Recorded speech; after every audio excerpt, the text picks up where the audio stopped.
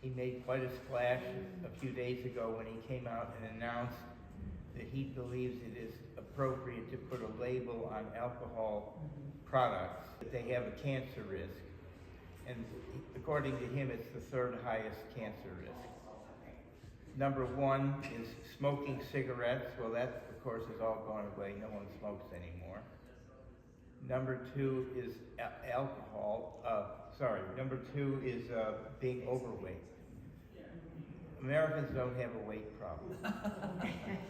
So if you're going to do something, you can do something about number three, which according to him, there's published indicators that this is the use of alcohol. He recommends most 1 drink per day for a woman and 2 for a man. He would prefer that you do none. It doesn't matter which alcohol you prefer. Now on to number 2. Sorry, Abe, we have to move on. This is a diagram of sections of the human body in which a Chinese investigator has shown that there are micro and nanoplastics. So you might not recognize each one of these things. I would point at the ones that are most embarrassing, but the point of it is that they're all involved, and they link it to disease. As a statistic, in plastic usage, there was 1.5 million metric tons in the 50s. Now there's 390 million tons in 2021. So it's growing very rapidly, and you have to stop existing in the universe to get away from it, apparently. It's all over the body. All these are associated with diseases, and this is in support of what other people have found. Okay, next is mortality timer inside of our cells. I call this the tick-tock slide. This was work that was done at Cornell. They were studying this in yeast organisms. Yeast are different from bacteria in that they have a nucleolus. They have a nucleus.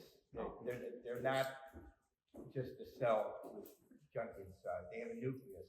And inside the cell nucleus is something called the nucleoli. And the researchers there in the yeast found that as you get older, the nucleolus starts to grow, and it apparently loses its capabilities. And they were able to figure out a way to sort of nail it to the side of the nucleus, in which case it remains small. When it remains small, it's functional. But as it grows and expands, it stops doing its job, and that leads to dissolution of the cell. So one of the reasons why they're excited about this is it's possible that this could be remedied, since it seems to control the competency of the nucleus.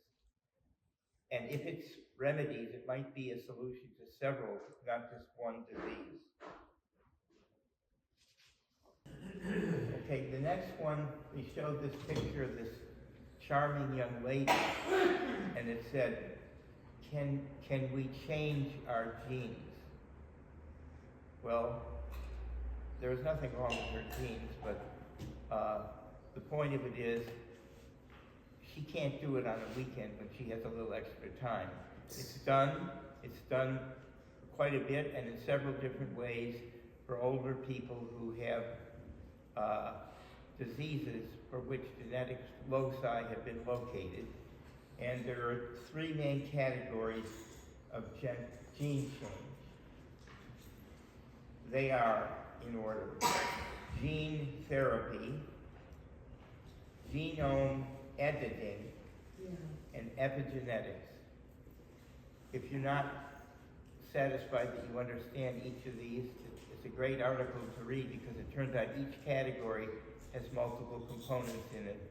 and they're available. They passed the research stage. They're in use.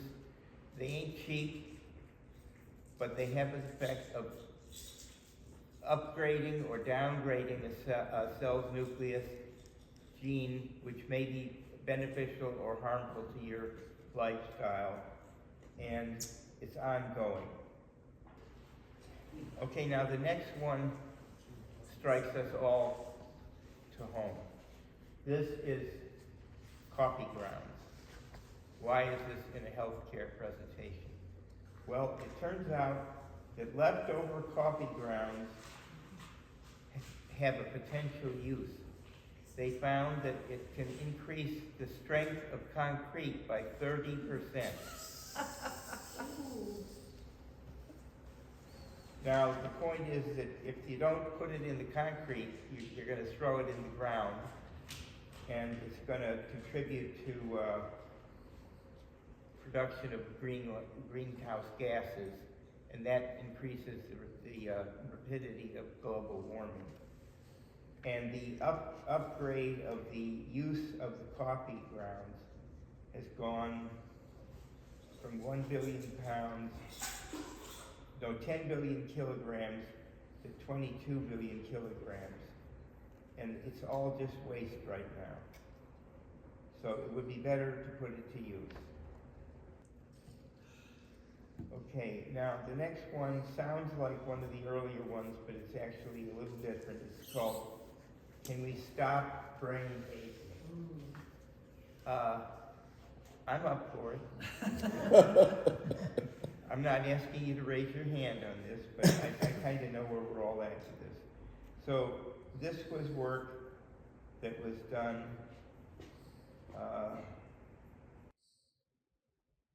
a research group found that neural activity is supported by the healthy action of the mitochondria. This is a picture of the mitochondria. They produce energy which allows other processes to proceed. And they were, oh yeah, this is one I really like. This work was done by Wen Lai. He's a Chinese fellow. In the credits, there were about 30 people. Most of them were Chinese names. He is the director and the first author. When Lai, well, you can lie anytime you want, but you're probably not going to get away with it, unless you're running for president. They did this work in his laboratory, which they didn't name the laboratory.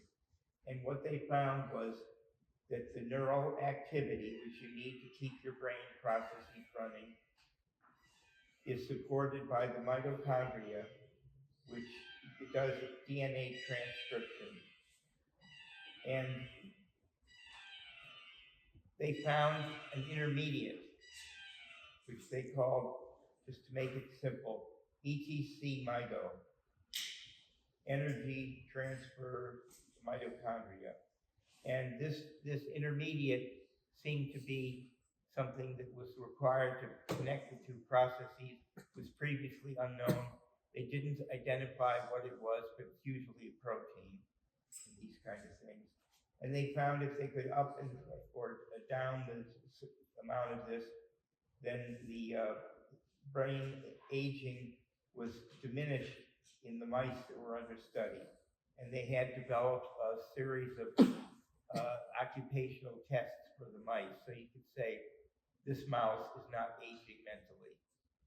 Sounds a little odd, but they go to some trouble in academics to make these things reliable. Okay, next, that's the ETC mito blockage point. This is a pile of plastic. This could come from your lunch, your dinner, your shopping, your food. It's all over the place. And we need to be able to do something about it because it just goes in the, at an earlier time I gave a talk and there was somebody who found a new way to approach it for one of the plastics. And this group now, headed by a scientist named Jason Barra, they found a new way to try to recycle plastic.